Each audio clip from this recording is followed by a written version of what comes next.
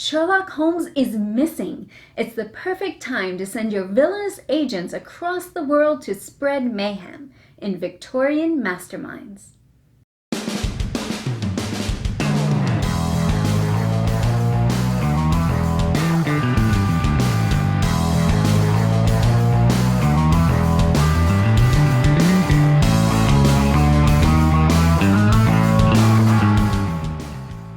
Welcome to Tantrum House Studio D. I'm Melissa Delp. And I'm Kevin Delp. Today we're looking at Victorian Masterminds. It's a worker placement programming game for 2 to 4 players. It takes about 45 to 60 minutes to play. It's designed by Eric Lang and Antoine Balza and published by CMON.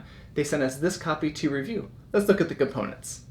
There's the main game board and service board, asymmetrical machine sheets with cardboard machine pieces, mission cards, agent gears, scientist and building minis, and several types of tokens. Your goal is to gain the most mayhem points by completing your machine, capturing buildings, completing missions, and more. For setup, players randomly choose a machine sheet and take the corresponding pieces. They also choose a set of gears and take one scientist.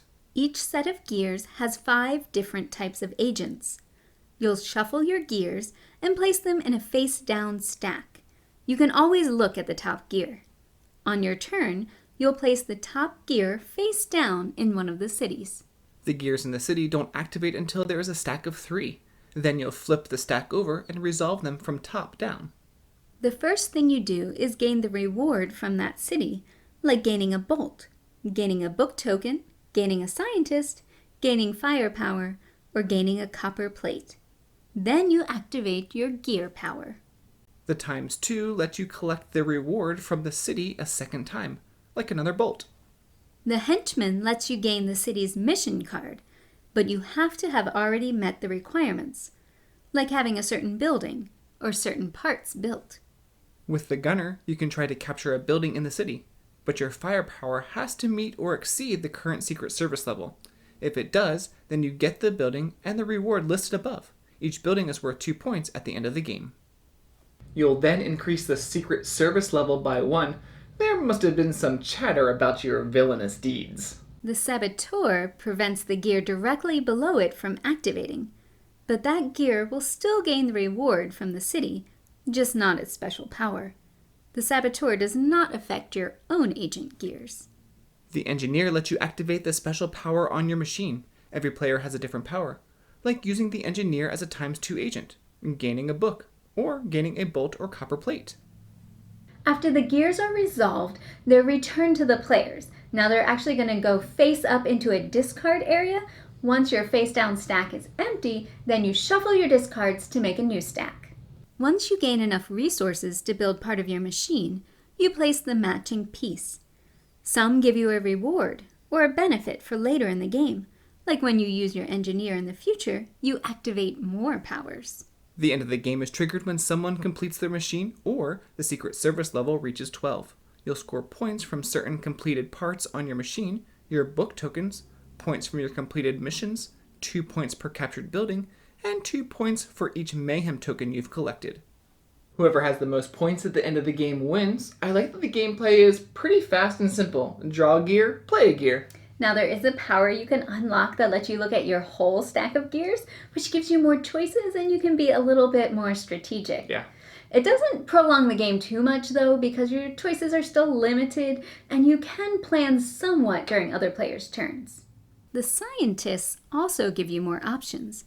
You can discard a certain number to either play one of your used gears, play a second gear, or capture any building, even if you don't meet the requirements. I do love the game mechanic where the gears don't activate until they're 3 high, so sometimes I'll place a gear out there in a city hoping it won't activate till later in the game. Yeah, you just never know what's going to happen, and then there are those saboteur gears that are out there, but it's not like players are targeting someone specifically, because you don't know who's going to place their gear on top of yours. Right. Now, you can mitigate that luck a little bit because the discarded tiles are placed face up. So if I see that Kevin's saboteur gear is already in his discard pile, then I know it's safe for me to place my gears on top of his. I like that when you pick buildings, you get to choose which one to capture, so you can choose the reward that helps advance your gameplay. Victorian Masterminds meshes some luck with some strategy. Especially in the beginning of the game, before you've unlocked some of the bonuses, you don't have a whole lot of control. Basically, whatever gear's on top of your stack is what you have to play, and you don't exactly know when it's going to activate. Well, unless you're the one to place the third gear to activate the stack. Right, but then the stack will flip and you're going to be the third one to activate. Yeah. And sometimes other players' gears can change the state of the game so that your gear isn't as effective. There's been times where I've had enough firepower to capture a building, but then someone higher up captures one, and that makes the Secret Service needle go up, and now my gunner doesn't have enough firepower to capture a building. Yeah, that can be frustrating. Some may say that this game is overproduced, but I like most of the components for the game and think it fits the theme well. The minis are fun shapes of famous buildings, and I like the different machines. They all have different shapes. The bolts and the copper plates are a little small though. I wish they were bigger. The rulebook has a nice summary on the back page that walks you through the flow of the game, so it's actually pretty easy to learn. But I wish that there were an index in the game that explained all of the icons that are on the mission cards and even the specific powers of the different machines. There was one machine, Claws, that we played incorrectly the first time because what it said on the player board wasn't exactly what was said in the rules, and the clarification, it was buried in an example. But most of the other ones are pretty easy to understand.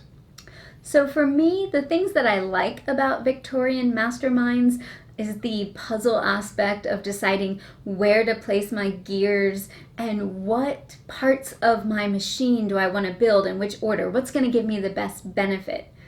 What I don't like as much is the amount of uncertainty and chaos in the game.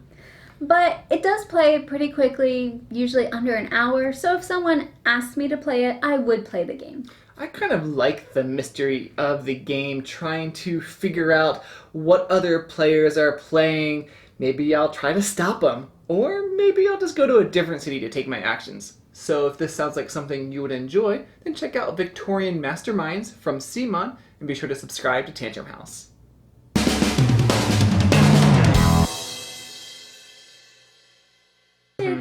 And something else.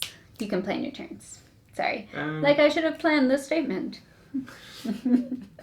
She did plan it, she just forgot it. All right, here we So go. you can unlock a power that lets you look at your whole stack Oh, that's of right, gears. yeah. Oh, sorry. I thought you were like saying I messed up, not agreeing with me. Oh, yeah, that's right.